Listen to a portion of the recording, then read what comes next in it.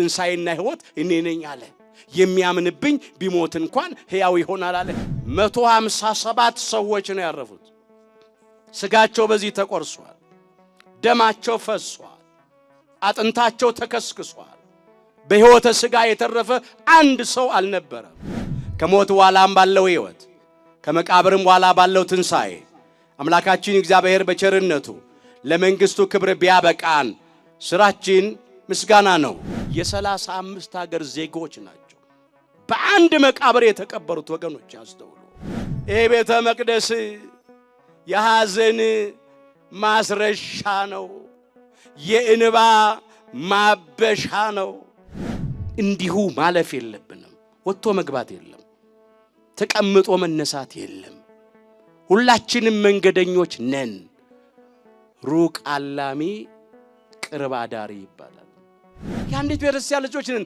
ስለዚህ አንጣላ አንባላ አንለያይ እንደዚህ ወተን ነው ምንቀረው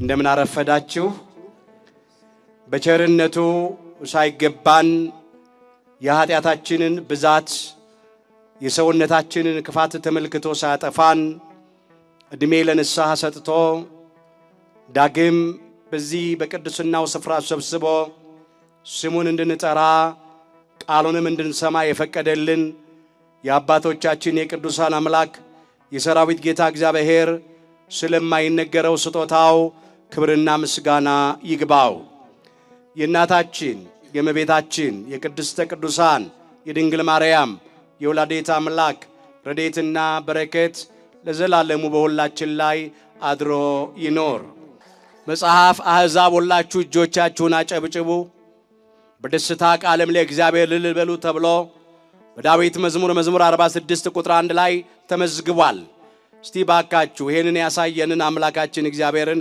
በደንብ አድርጋችሁ ወንዶች በጭብጨባ ሴቶች በእልልታ አመስግኑ ለአምላካችን ለእግዚአብሔር ከምንሰዋቸው መስዋዕት መካከል አንዱ የምስጋና መስዋዕት ነው ከሞት በኋላም ባለው ሕይወት ከመቃብርም በኋላ ባለው ትንሣኤ አምላካችን እግዚአብሔር በቸርነቱ ለመንግስቱ ክብር ቢያበቃን ስራችን ምስጋና ነው ለብርሃናውያኑ እንደ ሰማያውያኑ እንደ እሳታውያኑ እንደ ቅዱሳን መላእክት ምስጋና ነውና ይሄንን ያሳየንን ለዚህ ቀን ለዚህ ክብር ያበቃንን አምላካችን እግዚአብሔርን በደንብ አድርጋችሁ አመስግኑት አምላካችን እግዚአብሔር ምስጋናችንን ይቀበልልን በድጋሚ ለወንድማችን ለመምህር ባህሩ አምላካችን እግዚአብሔር ቃለ ሕይወት ያሰማልን ቤተክርስቲያንን የሚያገለግልበትን ጸጋ ከረጅም ዕድሜ ጋር አምላካችን እግዚአብሔር አብዝቶ ያድልልን ምናልባት ብዙ ማለት አልፈልግም እንደው ግድ ስለተባልኩ ስለታዘዝኩ ነው የምቆመው ለሁሉ ጊዜ ከናንተ ጋር አለው እግዚአብሔር እንደፈቀደ አገለግላችኋለሁ ግን ጥቂት ነገር የዕለቱን ነገር አስመልክቶ ከኋላም ትንሽ ነገር አንስተን እንመለከትና እንጠቀልለዋለን እስቲ ከኔ ጋር በሉ የእግዚአብሔርን ቤት ቅዳሴ በሉ በደስታ አደረጉ መጽሐፈ ዕዝራ ምዕራፍ 6 ቁጥር 16 ይሄንን ኃይለ ቃል ያነሳሁት አሁን ያለንበት ጊዜ በዚህ ስፍራ የዚህን በእናታችን በእመቤታችን በቅድስት ልደታ ማርያም ስም የታነጸው ሕንጻ ቤተ መቅደስ ትላንት በብፁዓን አበው ሊቃነ ጳጳሳት ተባርኮ ዛሬ ቤቱ ቤተ መቅደሱ በቅዳሴ እየከበረ ያለበት ቀን ስለሆነ ነው በደም እንድትሉ ተፈልጋለሁ የእግዚአብሔርን ቤት ቅዳሴ በሉ በደስታ አደረጉ የእግዚአብሔርን ቤት ቅዳሴ በምን አደረጉ በደስታ አደረጉ በደስታ ያደረጉት የእግዚአብሔርን ቤት ምንድነው ቅዳሴ በደንብ አድርጋችሁ ደስታችሁን ግለጡ አለ እግዚአብሔር ይሄ ቃል አስቀድሞ የተነገረው በዘሩባቤል ዘመን 46 ዓመት ፈይቶ ስለተሰራው ቤተ መቅደስ ነው። በየጊዜው ከዚያ በኋላ በብሉይ ኪዳንም በአዲስ ኪዳንም ቤተክርስቲያን በአዲስ ኪዳን እየታነጸ ሲያልቅ በዋዜማው ይባረካል። ደግሞ በእለቱ እንደዚህ ቤቱ በቅዳሴ ይከበራል። ከዚህ የተነሳ ነው ቤቱ በቅዳሴ የከበረበት ስለነበር። ትላንት ዋዜማ ነው። ሊቃውንቱ እንደ መላእክት ማህሌቱን አድረዋል። ጠዋት ደግሞ በኪዳንና በቅዳሴ ቤቱ ከብሯል። አሁን ታቦተ ሕጉ ደግሞ ወጥቶ እየባረከን ነው። ይሄ የእግዚአብሔር ፈቃድ ነው። ቤተ መቅደሱም ቀድሞ እንዲሰራ ያዘዘ የፈቀደ አምላካችን እግዚአብሔር ነው። በመካከላቸው አድር ዘንድ መቅደስ ይስሩልኝ ነበር ያለው። በዚህ በኦሪት ዘጸአት ምዕራፍ 25 ቁጥር 8 ላይ የተመዘገበ ኃይለ ቃል ነው። የመጀመሪያው ሕንጻ ቤተ መቅደስ ከድንኳን ነበር የተሰራው። ደብተራ ኦሪት ይባል ነበር። የመገናኛ ድንኳን ይባል ነበር። ተንቀሳቃሽ ነበር። በየስፍራው እየወሰደ ሊቀ ነቢያት ሙሴ ይተክለው ነበር። እስከ ሶሎሞን ዘመን ድረስ የድንኳን ቤተ መቅደስ ነበር። በሶሎሞን ዘመን ቋሚው ሕንጻ ቤተ መቅደስ 20 ዓመት ፈይቶ ተሰራ። ከዛ ቤቱ በቅዳሴ ተከበረ። በኃጢአታቸው ምክንያት ፈረሰ። እንደገና በዘሩባቤል ዘመን 46 ዓመት ፈይቶ ሶስተኛው ሕንጻ ቤተ መቅደስ በብሉይ ኪዳን ተሰራ። ከዚያ በሐዲስ ኪዳን በፊልጶስ ከተሰራው የመጀመሪያው ሕንጻ ቤተክርስቲያን በፊልጵስዩስ ከተሰራው በእመቤታችን ስም ከተሰየመው ቤተክርስቲያን አንስቶ እስካሁን ድረስ ብዙ አብያተ ክርስቲያናት የታነጹ ቤታቸው በቅዳሴ እየተከበረ ነው። ይህም ደግሞ አሁን አንዱ ነው። ከዛሬ 6 ዓመት ከ11 ወር በፊት ዛሬ የካቲት 1 2018 ዓመተ ምህረት ነው። አደጋው በዚህ ስፍራ የደረሰው 2011 ዓመተ ምህረት መጋቢት 1 ቀን ነበር። ሁላችን እንደምናውቀው አንድ የኢትዮጵያ አየር መንገድ የሆነ ባለሳሳት የበረራ ቁጥሩ 332 የሆነ ከአዲስ አበባ ተነስቶ ወደ ኬንያ ናይሮቢ የሚጓዝ አይሮፕላን ነበር። 6 ደቂቃ ነው የተጓዘው። 6 ደቂቃ እንደተጓዘ በዚህ ስፍራ ተከሰከሰ። በውስጡ የተሳፈሩት 157 ሰዎች ነው ያረፉት።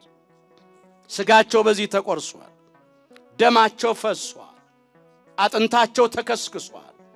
በሕይወተ ሥጋ የተረፈ አንድ ሰው አልነበረም።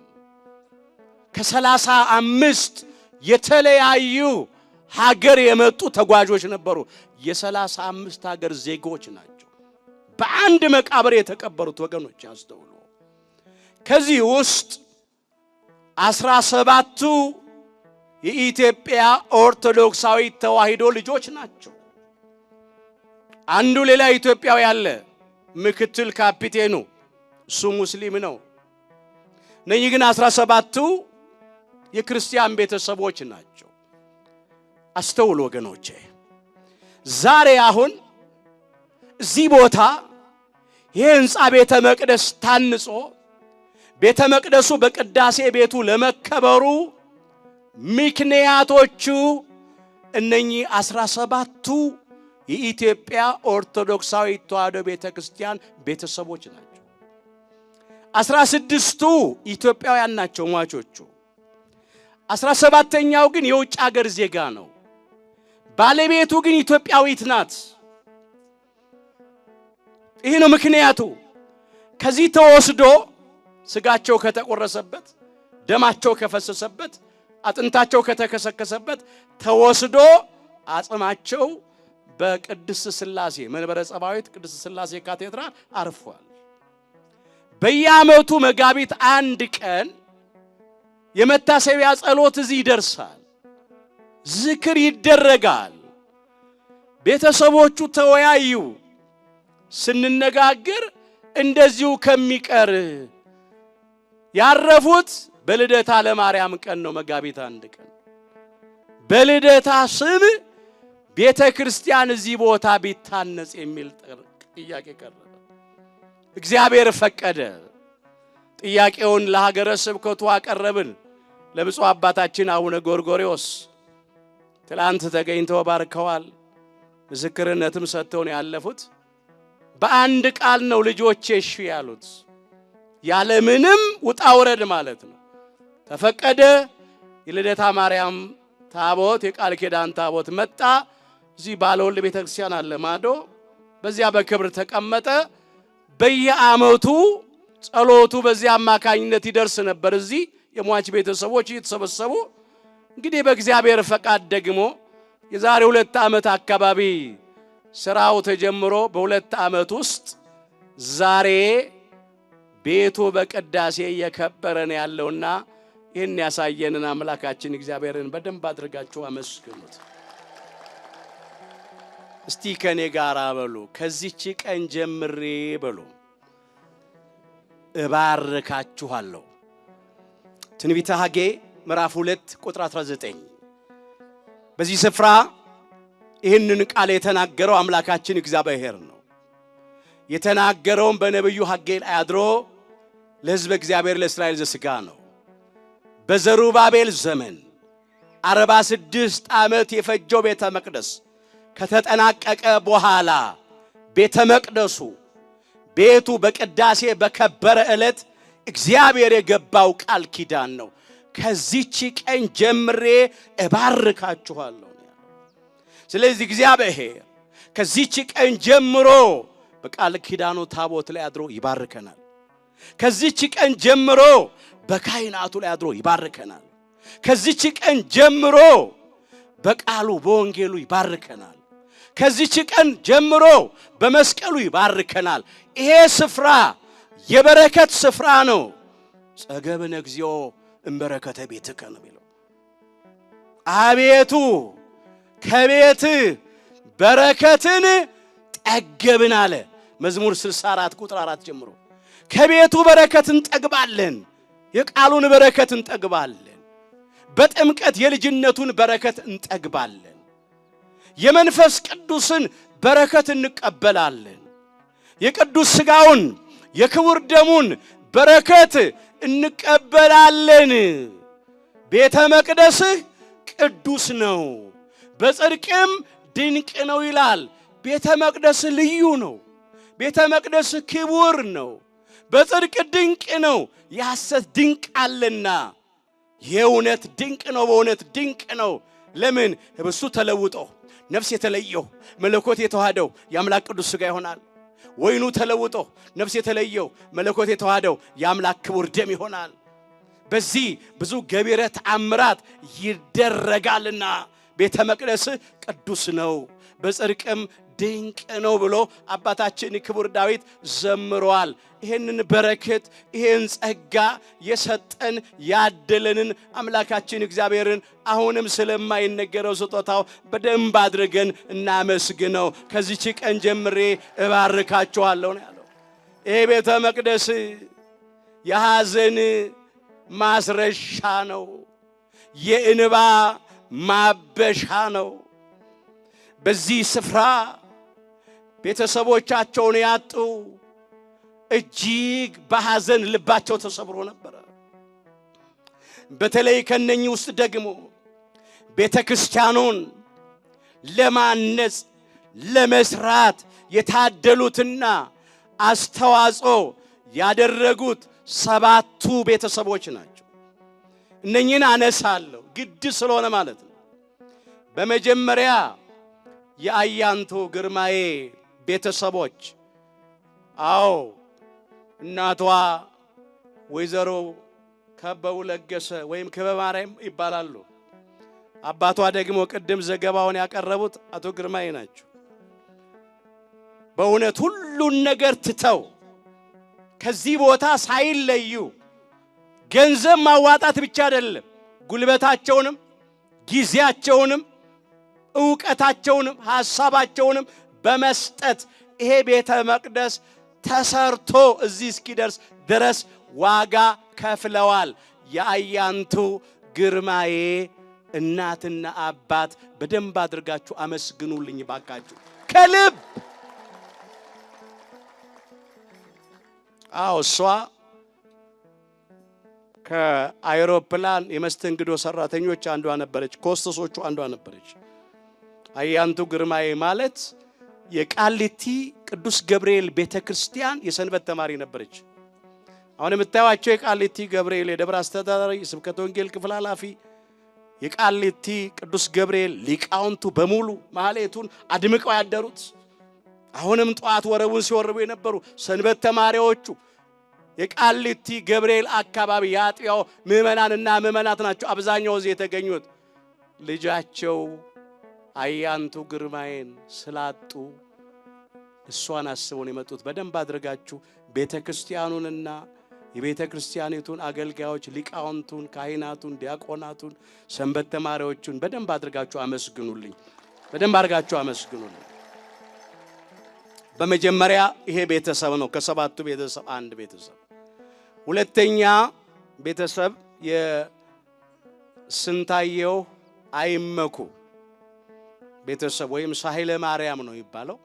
ያይንቶ ግርማዬ ክርስትና ስሟ ዓመተ ገብርኤል ነው። መጨረሻ በጸሎት ይታሰባሉ ዓመተ ገብርኤል። ሁለተኛ የተሳተፉት እነሱ ናቸው። አቶ ስንታየው አይመኩ ቤተሰብ ወይም ሳህለ ማርያም። ሶስተኛ የወጣት ሙሉ ሰው ዓለሙ ወይም ተክለ ማርያም ይባላል። ሙሉ ሰው ደግ የነበረ እግዚአብሔርን የሚፈራ በጣም ትሁት ልቡ የተሰበረ የተለየ ሰው ነበረ። በወጣትነቱ ነው እሱም ያለፈው። የሱ ቤተሰቦች ናቸው ሶስተኛ አስተዋጽኦ ያደረጉት ይሄን ቤተክርስቲያን ለመስራት። አራተኛ የማየ ገነት ወርቁ ወይዘሮ ማየ ገነት ወርቁ ወይም አጸደ ማርያም ይባላል። እሳቸው ትንሽ ከሌሎቹ እድሜያቸው እንትን ይላል። የእሳቸው ቤተሰቦች ናቸው ሌላው አራተኛ አስተዋጽኦ ያደረጉት። አምስተኛ አስተዋጽኦ ያደረጉት የሳራ ቻላቸው እሷም አንድ ፍሬ ልጅ ነበረች ወይም ወለተ ወልድ ትባላለች። እሷ ናት። አምስተኛ የእሷ ቤተሰቦች ናቸው አስተዋጽኦ ያደረጉት። ሌላው ስድስተኛ ምዕራፍ ይርጋለም ወይም ወለተ ስላሴ ትባላለች። እቺም ደግሞ ከመስተንግዶ ሰራተኞች አንዷ ነበረች፣ ከወሰሶቹ አንዷ ነበረች። የሷ ቤተሰቦች ናቸው በዚህ ስራ የተሳተፉት። ሰባተኛውና የመጨረሻው የተአምራት ዓለሙ ወይም የኃይለ ጊዮርጊስ ቤተሰቦች ናቸው። እነኚህ ሰባቱ ቤተሰቦች ናቸው በብዙ ሚሊዮን ብር አውጥተው ይህን የመሰለ ህንጻ ቤተ መቅደስ ዛሬ ተሰርቶ እዚህ እንዲደርስ ያበቁት። እነኚህን ቤተሰቦች በደንብ አድርጋችሁ አመስግኑልኝ ወገኖቼ። ቤተሰቦቻቸው እነሱም ሌሎቹም ቢሆኑ አይደለም ክርስቲያኖቹ የኢትዮጵያ ኦርቶዶክሳዊ ተዋሕዶ ቤተክርስቲያን ልጆች ሆኑት ቀርቶ ሌሎቹም ቢሆኑ በስጋ ቢሞቱ ስማቸው አልሞተም። ስማቸው ከመቃብር በላይ ነው። በእነሱ ምክንያት ይህን የመሰለ ህንጻ ቤተ መቅደስ ታንጿል። በእነሱ ምክንያት ብዙ ሰው ደግሞ አሁን በህይወት ይኖራል። እሱ በስጋ ሞተዋል፣ ግን በህይወት ብዙ ሰው በእነሱ ምክንያት ይኖራል። ብዙ ያላመኑ እዚህ ያምናሉ፣ ያልተጠመቁ ይጠመቃሉ። በዚህ ስፍራ ብዙዎች ሀብተ ወልድ ስመ ክርስትና ይቀበላሉ። ከማይጸነ ዮርዳኖስ ከጸጋ መንፈስ ቅዱስ ዳግም በጥምቀት ይወለዳሉ። እነሱ ከዛሬ ጀምሮ በሞታቸው በመቃብራቸው ላይ በእነሱ ምክንያት ገና ብዙዎች ይወለዳሉ። ክብር ምስጋና ለአምላካችን ለእግዚአብሔር ይሁን። ገና ይወለዳሉ። ቤተሰቦች፣ ልጆቻቸው የሞቱባቸው ወላጆች፣ ባል የሞተብሽ ሚስት፣ ሚስት የሞተችብህ ባል፣ ወንድማችሁ የሞተባችሁ፣ እህታችሁ የሞተችባችሁ ወገኖቻችን ሞቱ አትበሉ። ለምን? ስራቸው ሕያው ነው፣ ስማቸው ሕያው ነው። በተለይም ክርስቲያኖቹ፣ በተለይም ይህን ቤተክርስቲያን ያሳነጹት ቤተሰቦች ደስ ይበላችሁ፣ እግዚአብሔርን አመስግኑ፣ ደስ ይበላችሁ። አነ ውእቱ ትንሣኤ ወሕይወት ዘያምን ብየ እምኔ ሞተ ያዩ አለ አምላካችን ኢየሱስ ክርስቶስ። ትንሣኤና ሕይወት እኔ ነኝ አለ። የሚያምንብኝ ቢሞት እንኳን ሕያው ይሆናል አለ። የዮሐንስ ወንጌል ምዕራፍ 11 ቁጥር 25 ላይ እውነት ነው። እሱ ትንሣኤ ነው፣ መቃብር እንድል አድርጓል። እሱ ሕይወት ነው፣ ሞትን አሸንፏል። ስለዚህ ምን አለ? የሚያምንብኝ ቢሞት እንኳን ሕያው ይሆናል። ስለዚህ አምኖ ነው የሞቱት፣ ተጠምቀው ነው የሞቱት። የቤተክርስቲያን አገልጋዮች ነበሩ ክርስቲያኖቹ። ስለዚህ በስጋ ቢሞቱ በነፍስ አይሞቱ። አንድ ጊዜ ቢሞቱ ሁለተኛ አይሞቱ። በስጋ ቢሞቱ ቢቀበሩ ቢፈርሱ ቢበሰብሱ ሞተው ተቀብረው ፈርሰው በስብሰው አይቀሩም። ከሞት በኋላ ሕይወት አለ፣ ከመቃብር በኋላ ትንሣኤ አለ። የሁላችንንም ትንሣኤ የክብር ያድርግልን። በሞታቸው እንኳን ታሪክ ሰርተው ነው ያለፉት። በሕይወተ ሥጋ ያላችሁ ቤተሰቦች ይህንን ማድረጋችሁ ደስ የሚያሰኝ ነገር ነው። ሌላ አንድ ነገር እጠቆማችኋለሁ። እንዲሁ ማለፍ የለብንም። ወጥቶ መግባት የለም፣ ተቀምጦ መነሳት የለም። ሁላችንም መንገደኞች ነን። ሩቅ አላሚ ቅርብ አዳሪ ይባላል።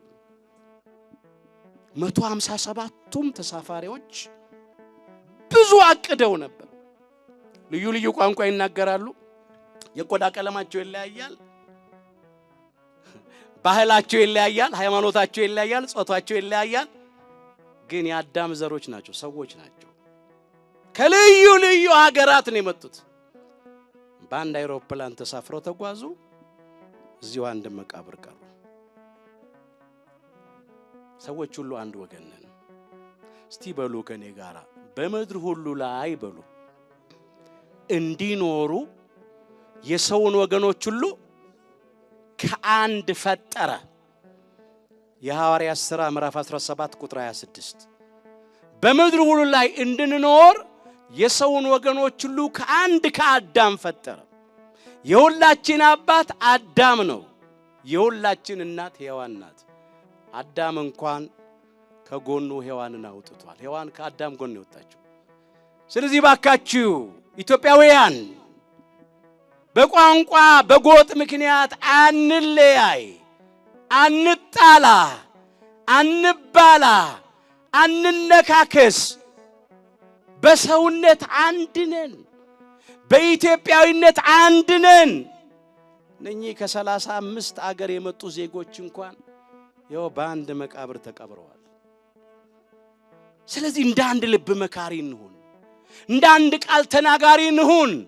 ወረድ ሲል ሁላችን የኖህ ልጆች ነን። ወይ ሴም ወይ ካም ወይ የያፌት ልጆች ነን። በዓለም ላይ ያለን የሰው ልጆች ሁሉ ኢትዮጵያውያን እንደ ኢትዮጵያውያን አንድ ነን። በተለይ የኢትዮጵያ ኦርቶዶክሳዊት ተዋሂዶ ልጆች ደግሞ በአንድ መስቀል ዳንን ነን። ከአንድ ማኅፀነ ዮርዳኖስ ከአንድ ጸጋ መንፈስ ቅዱስ ነው ዳግም በጥምቀት የተወረልን ነው።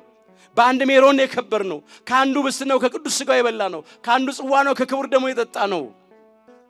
አንዲት ርስት ገነት መንግሥተ ሰማያትን ነው ተስፋ ምናረገው። የአንዲት ቤተክርስቲያን ልጆች ነን። ስለዚህ አንጣላ፣ አንባላ፣ አንለያይ። እንደዚህ ወተን ነው ምንቀረው። በእውነት እንኳን ለጸብ የሚሆን በቂ ጊዜ ለፍቅር የሚሆን በቂ ጊዜ የለንም። እግዚአብሔር አምላካችን በፍቅር እንድንኖር ይርዳን።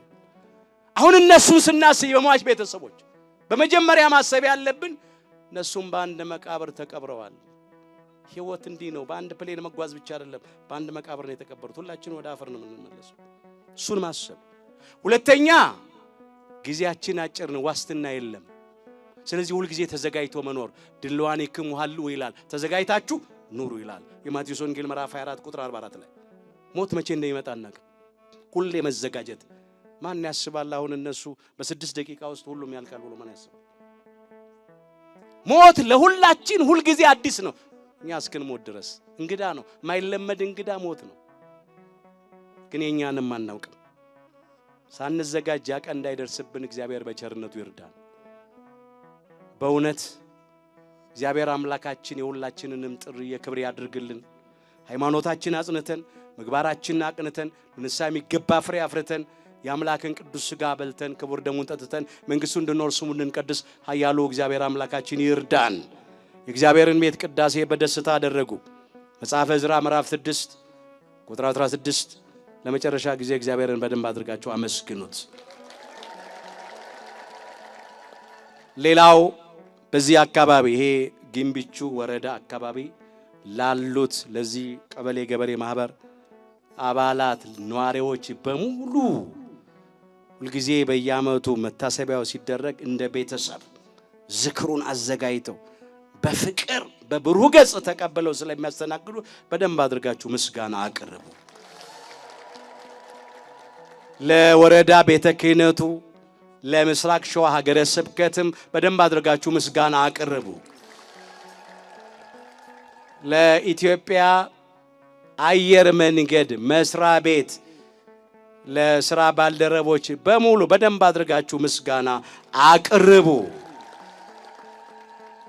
ለቃሊቲ ቅዱስ ገብርኤል ቤተክርስቲያን ለደብሩ አስተዳዳሪ፣ ለስብከተ ወንጌል ክፍል ኃላፊው፣ ለሊቃውንቱ፣ ለካህናቱ፣ ለዲያቆናቱ፣ ለሰንበት ትምህርት ቤት ወጣቶች በደንብ አድርጋችሁ ለራሳችሁ ለምእመናትም በደንብ አድርጋችሁ አመስግኑ። ለቅኖች ምስጋና ስለሚገባ ወገኖች በአጠቃላይ በገንዘባችሁ፣ በጉልበታችሁ፣ በእውቀታችሁ፣ በሐሳባችሁ፣ በጊዜያችሁ፣ በጸሎታችሁ ሁሉ ይሄ ቤተ መቅደስ ከመጀመሪያ ጀምሮ ተሰርቶ እዚህ እስኪደርስ ድረስ ዋጋ ለከፈላችሁት ሁሉ እግዚአብሔር ሰማያዊን ዋጋ ይክፈላችሁ። የምድሩን በረከት ያድላችሁ፣ የሰማዩን ርስት ያውርሳችሁ። እግዚአብሔር ጸጋውን አብዝቶ ይስጥልን። እግዚአብሔር ያክብርልን። ይቆየን።